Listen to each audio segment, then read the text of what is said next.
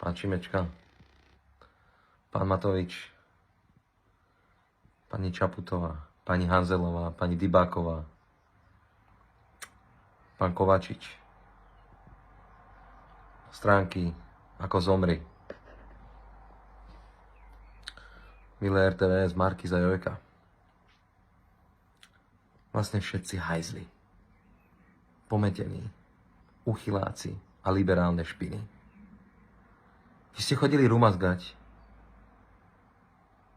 a teatrálne klásť vence kvôli Martine a Jánovi. A ja sa vás teraz, vy špinavé kurvy, pýtam. Kam ste dotlačili spoločnosť? Keď vaši voliči, pretože dneska som pozeral rozhovor s Vášariovou, ktorá povedala, že voliči Smeru sú spodina. Ale vaši voliči a vaši odchovanci, vaši voliči, u nich sa nakumulovala, viete, čo sa nakumulovalo u nich? Nenávisť. To, čoho máte vyplné papule. Nenávisť. A viete, kam vyústila? Že dneska postrelili jedného z najvyšších ústavných činiteľov. Postrelili. A ešte raz to zopakujem. Pre debilov a pre kretenov a imbecilov, ktorí mali plné papule slušnosti. Postrelili. Rozumieme sa? Nie naši. Nie ľudia, ktorí boli protestovať proti pandemickým opatreniam, ktorí sa vešali na plot, ktorí kričali, že chcú kurva normálne robiť a žiť. Nie naši, ale vaši ľudia. Vaši voliči. Pani Vášariová, vy krava, vy hnoj. Vy idete rozprávať o voličoch terajšej koalície, že je to spodina. Vaši voliči a vaši odchovanci vyeskalovali spoločenskú situáciu tak, že nejakému imbecilovi preplo a postrelil. Chápete to? On zobral do ruky zbraň a on postrelil premiéra Slovenskej republiky. Je mi jedno, keby bol Hergopáter premiér Slovenskej republiky. Vy, Dybáková, Hanzelová, progresívci, Šimečka, Biháriová, Truban, Matovič, Saskári, Cigániková, XY, všetci do jedného radu. Vy ste rozdúchali nenávisť. A viete, čo sa teraz stalo? Teraz prišlo k vysvedčeniu. Tak kto vychoval debilov? Infovojna alebo stránka Zomri?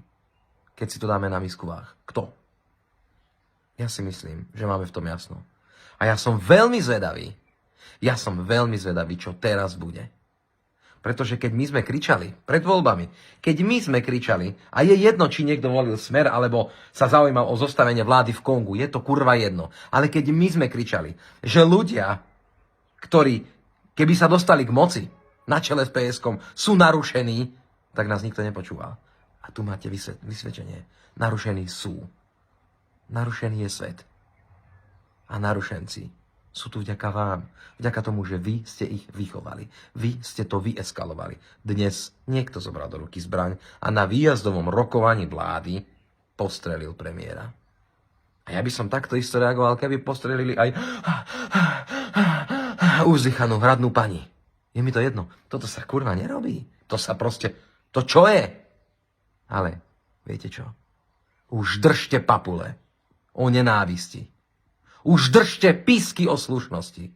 Lebo vy ste vychovali to, čo dnes zobralo do ruky zbraň a postrelilo premiéra.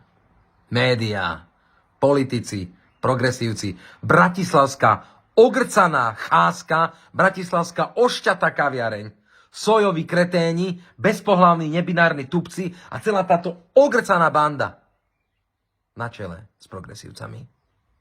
Vy neste si pocit viny. A ja budem veľmi rád, keď naša strana rieky nebude reagovať tak, ako by ste reagovali vy. Ľudia sú nasratí. A to verte, že nasratí budú. Lebo ja si myslím, a ja dúfam, a ja pevne verím, a budem sa modliť, že takýmto debilom a tomuto vášmu ogrcanému systému, vyjadrovaniu a celému tomuto progresívnemu hnoju už dneska odzvonilo. Posrali ste to. Teraz ste to už posrali.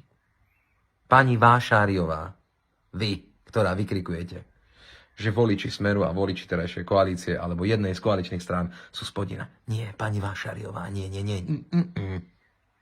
Vy ste ten najväčší, najhnusnejší a najodpornejší hnoj, aký v dejinách tejto krajiny existuje. S vašimi vyjadreniami. Pretože viete čo? Poviedli k tomu, čo sa dneska stalo. Som zvedavý. Kuknite si správy večer. Arrivederci.